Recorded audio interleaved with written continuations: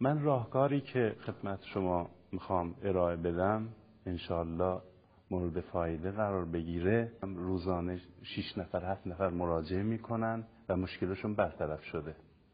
خود بنده جزء آنها بودم که شدیدترین دیسک رو داشتم، کمرم خم شده بود، خوابیده غذا میخوردم، نمیتونستم راه برم. 14 تا دکتر به من جواب به منفی داده بودن، ناامیدم کرده بودن، گفته بودن باید عمل جراحی بشه، جراحی نکنی فلج میشی. بالاخره ناامید برگشتیم خونه. روزی به تلویزیون نگاه میکردیم، به اخبار علمی فرهنگی به این شکل گفت کلیه دیسک ها با مقداری نرمش برطرف میشوند. اخیراً دانشمندان تشخیص دادن. این کلمه به من، این جمله به من امیدواری داد. اون دانستنی‌های قبلی و اطلاعات قبلی که خودم داشتم به اضافه دکترا یه سری نرمش ها را به بنده ارائه داده بودن، به اضافه افراد تجربی، اونا رو جمع کردم یه جا، مضرا رو گذاشتم کنار، روی مفیداشون کار کردم، یه مجموعه نرمشی درست کردم که به هر کس ارائه میدم موفق میشن، یعنی در مورد دیسک آسوده میشن. اونایی که گرفتار دیسک کمر هستن قدرت تمرکز فکری نمیتونن داشته باشن. به عنوان مثال نمیتونن برنامه‌ریزی دقیق داشته باشن، نمیتونن به خوبی یک حساب کتاب دقیق تنظیم کنن، دچار فراموشی لحظه‌ای میشون. خیلی از مواقع به دنبال سیویچ که به اصطلاح روی تاقچه گذاشتن یا جای دیگه دنبالش میگردن، دنبال موبایلشون میگردن، دنبال جورابشون میگردن. این به ستون فقرات برمیگرده. نگران این قضیه نباشید، به راحتی برطرف میشه. از نظر رفع مزاج، عضو خام، دفع ادرار و مدفوع و قاص مشکل دارند. تعداد دفعات ادرار به دلیل سردی بدن زیاده. حالت یبوست، سفتی مدفوع پیدا میکنن. در قسمت کشاله ران و قسمت زیر شکم بعضی مواقع احساس درد دارن، تنگی نفس دارن. اگر چنباتمه بشینن فوری پاها به خواب میره و هنگام بلند شدن حالت بی‌حسی و سوزن در پاهاشون احساس میکنن. قبل از اینکه این حرکت ها رو خدمتتون بیان کنم، این یادتون باشه اونایی که دچار کمردرد و دارای دیسک هستید، این حرکت ها رو انجام دادید، بعد از 3 یا 4 روز در 2 تا باسن یا نشیمنگاه ایجاد درد شدیدی خواهد شد. شما باید تحمل بکنید، یعنی با درد کنار بیایید تا سپری بشه. سپری شد، روز 5 دیگه درد نخواهد شد. اگه رها کنید هیچ فایده‌ای نداره. این درد لحظه‌ایه، برطرف خواهد شد. به خاطر چی به درد مبتلا میشیم؟ عضلات قبلا بی‌حس شدن، خوابیدن، رشته‌های عصبی خوابیدن. این حرکت ها رو انجام میدید، عضلات به خودشون برمیگردن، رشته‌های عصبی خودشون رو میفهمن. هر چقدر درد بالا باشه، قسمت کمر بالا باشه بهتر. هر چقدر پایین باشه، قسمت باسن، قسمت زیر زانو، قسمت پا باشه بدتره. نگران نباشید، کلیه دیسک ها با مقداری نرمش برطرف میشوند. نظر بنده اینه که هیچ دیسکی مورد عمل جراحی نباید قرار بگیره. امیدوار باشید. بنده که نمیتونستم راه برم، نمیتونستم بشینم، نمیتونستم بخوابم، 2 سال نتونستم پامو دراز کنم.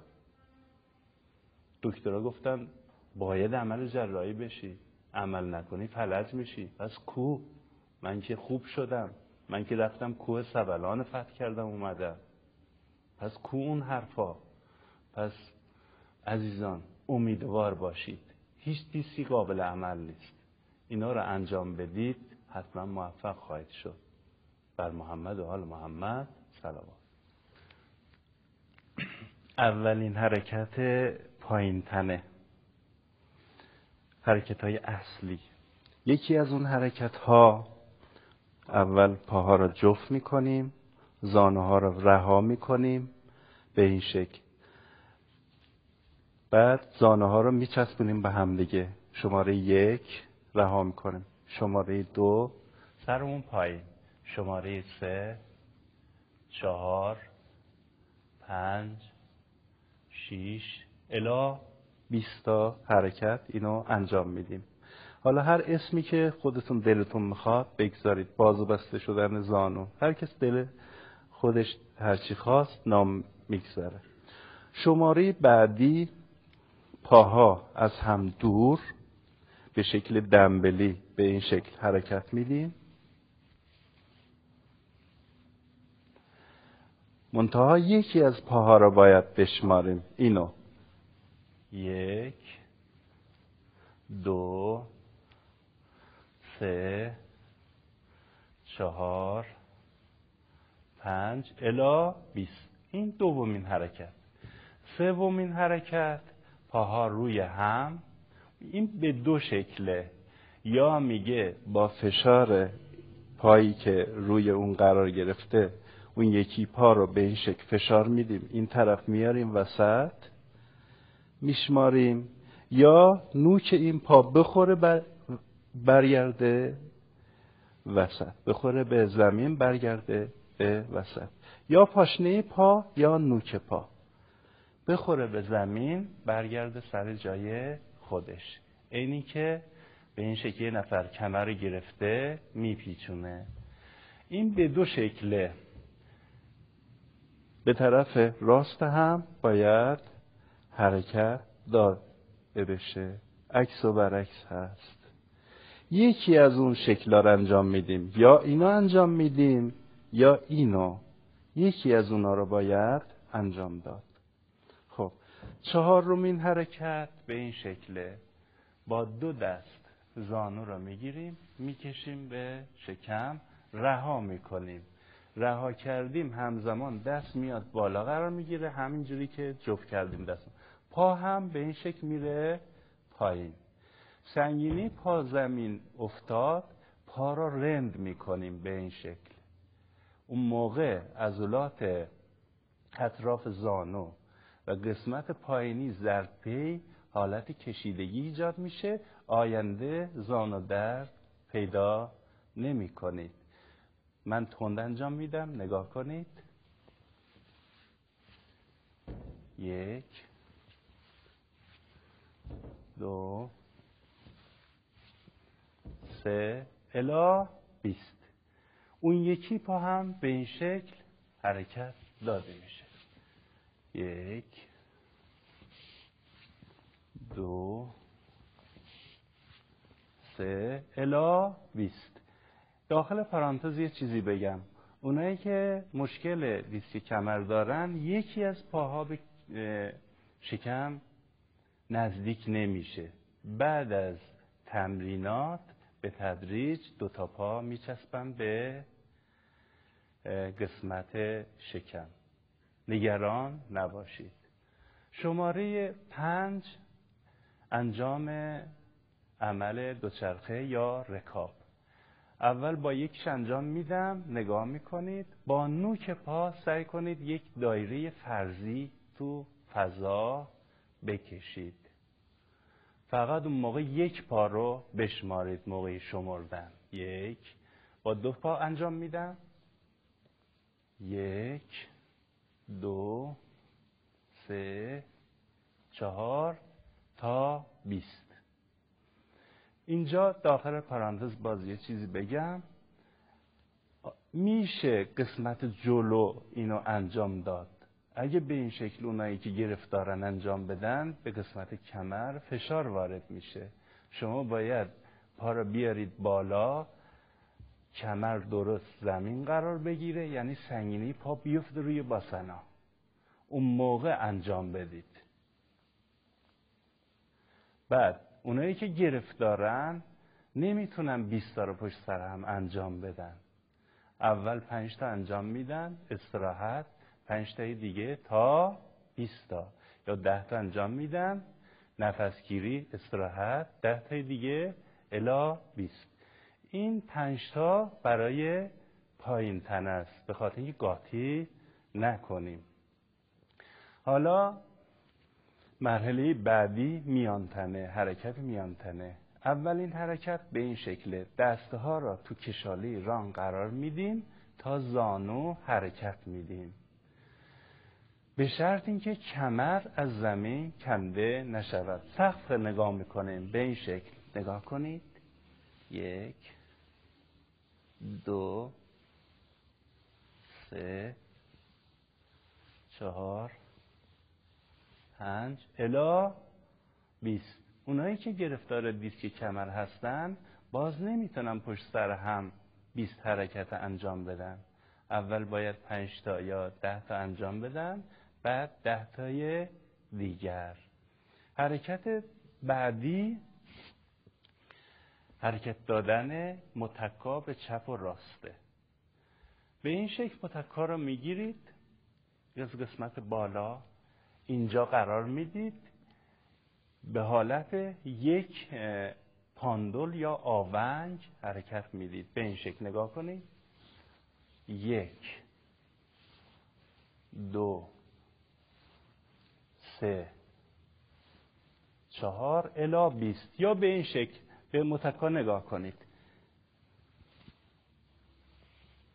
به خاطر اینکه قسمت کتف پشت نرم بشه. این هم برای وسط تنه. 2 حرکته، نیمه دراز نشست و حرکت دادن متکا به چپ و راست. حالا حرکت بالا تنه 4 تاست. یکی از اونا به این شکل به عنوان نمونه انجام میدم، نگاه کنید.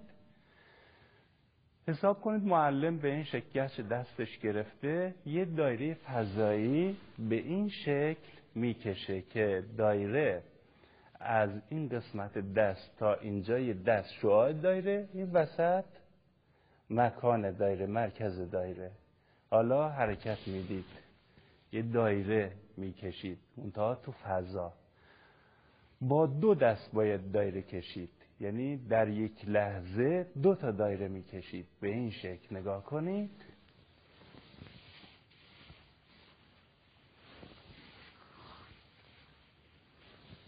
این یه دایره، این 2 دایره الی 20 تا دایره.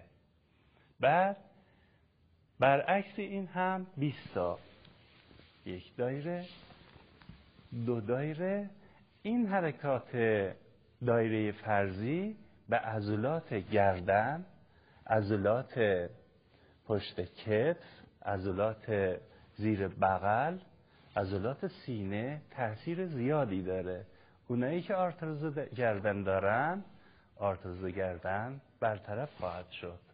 شماره بعدی یعنی حرکت دوم بالا تنه، کف دست پایین، این دست پشت این دست بالا. به عنوان نمونه اولین حرکت نگاه کنید. به این شکل حرکت میدم، برمیگردونم 1. منتها 2 تا دستم باید حرکت بکنه، یکی از دستام میشمارم. 1 2 3 الی 20 تا. یکی از دستا رو میشماریم، اون یکی شمرده خواهد شد. یعنی در اصل 40 تا حرکت انجام میدیم. شماره 3 دستها را بغل باسن قرار میدیم، به این شکل حرکت میدیم تا قسمت بالای سر پشت دست بخوره به هم دیگه. اونایی که مشکل آرتروز گردن یا مشکل ستون و فقرات بالاتنه گردن دارن، این دستها به هم دیگه نمیرسه. این تمرینات انجام دادن به خوبی میان همدیگه رو لمس میکنن دستها. منتها حرکت به این شکله، ببینید. 1 2 3 4 الی 20 تا. اسمش هست پرواز. حرکت بعدی دستها به این شکل باز، به این شکل حالت ضربه دری انجام میدیم. اسمش ضربه دریه. به این شکل، یک بار به این شکل، یک بار به این شکل. موقعی که دستها باز میشن، استخوانه های پارویی پشت به همدیگه نزدیک میشن و نتیجه اون قسمت دنده ها به این شکل باز و بسته میشن. تنها قسمتیه که موقع ورزش یا نرمش حرکت داده نمیشن. خیلی از افراد به قلنج گرفتار میشن. حرکت ها رو انجام میدم، نگاه کنید. 1 2 3 4 5 الی 20 تا. اینها حرکت های اصلی هستند. 11 تا حرکت شد. دوباره از هر کدوم یه دونه انجام میدم. پایین تنه 5 تا به این شکل. 1 2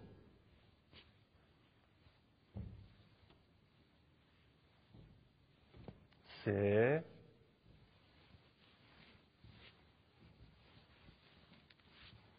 4. منظورم به این شکله. بکشید به این شکل، دست بالا، پا دراز کشیده بشه، رند بشه، بعد برگرده. 2 تا پا رو انجام میدیم. بعد دوچرخه زدن، رکاب زدن. حرکت بعدی میان تنه به این شکله. حرکت متکا هم چپ و راست کردن متکا. بالا تنه هم 4 تاست به این شکل. دست به این شکل قرار میدید. 20 تا. 20 تا هم به این شکل. حرکت بعدی بالا تنه اسمش پروانه است به این شکل. حرکت بعدی پرواز به این شکل. حرکت بعدی هم که ضربه دریه به این شکل. این یادتون باشه وقت نرمش صبح بلند شدید انجام میدید، لباس راحتی تنتونه. بعضی از لباس ها محدود کننده هستن. شلوار لوری یا کردی، شلواری ورزشی، شلواری که راحت میشه باش ورزش کرد، یا زیر پیرن. از رخت خواب بلند شدید روی اون انجام میدید. یا هنگام شب، وقتش صبح و شبه. شب شما شام خوردید، استراحت کردید، شب نشینی کردید، میخواهید بخوابید. برای هضم غذا هم مفیده. لباسونم که راحته. موقعی که جاتون رو میخواید استفاده کنید بخوابید، حتما پتو بندازید بخوابید. از دوشک بپرهیزید. پتو رو دلا کنید، روی اون بخوابید، روی اون هم نرمش داشته باشید. مطمئن باشید تو 1 هفته اونایی که به دیسک گرفتارن نتیجه رو خواهند گرفت. 2 هفته انجام میدن اینو، خوب شدن دیگه کنار نذارن. در از 2 هفته خوب شدن، در از 2 هفته اینا رو انجام میدیم صبح و شب. بعد از 2 هفته فقط صبح نرمش ها رو انجام میدیم. اگه خوب شدید در هر نمازی برای بنده صلوات بفرستید.